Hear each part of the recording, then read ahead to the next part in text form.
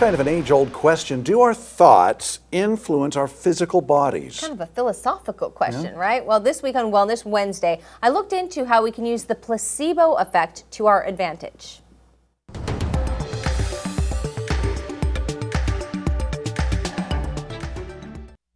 I have this thing of when I feel like I'm about to sneeze, I say pineapple because I think it stops it.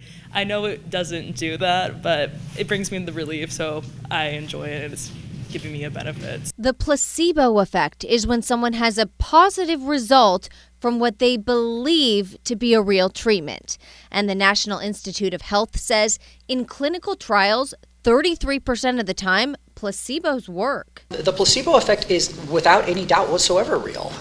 So if there's really one major replicated finding in psychology that's solid, it's the placebo effect. Dr. Michael Ennis with the Chico State Department of Psychology cited a study from the 60s that gave heart patients a fake surgery to bring more blood to the heart. Everybody with angina pectoris, some of them got the real surgery, some of them got a fake surgery, and both reported the same amount of relief from their chest pain. The brain believed that the solution was given, so it stopped sending a pain signal, essentially.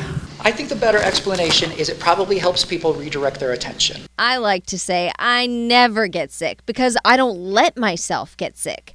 But Dr. Ennis says that's not quite how it works. Do you think that your thinking really does maybe weaken or strengthen your immune system?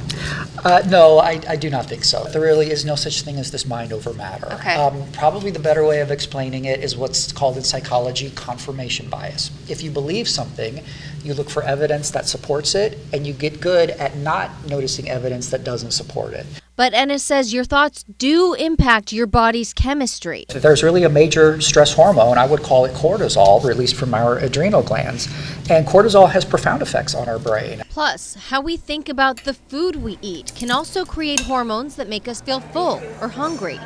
In a 2007 Harvard study, researchers told some hotel workers that the work they do is really great exercise. With no behavior change, after 4 weeks, they showed a decrease in weight, blood pressure, body fat, waist to hip ratio, and body mass index. The placebo effect can have a dark side. It's called the nocebo effect, like when you focus so much on the list of side effects that you think you feel them all. My mom would be like, oh, don't walk around the house with no shoes on, you're gonna get sick. So sometimes my mind will be like, don't walk around, but sometimes when I do, I feel like my nose getting a little sniffly, or I cough a bit. I'm like, am I getting sick because I'm not walking around with shoes on? But if we want to, we can use the placebo effect to make our lives better. It's a good starting point. If something is like helping you, maybe don't become super dependent on it, but like in the beginning, if it helps, I think you should let the placebo help you.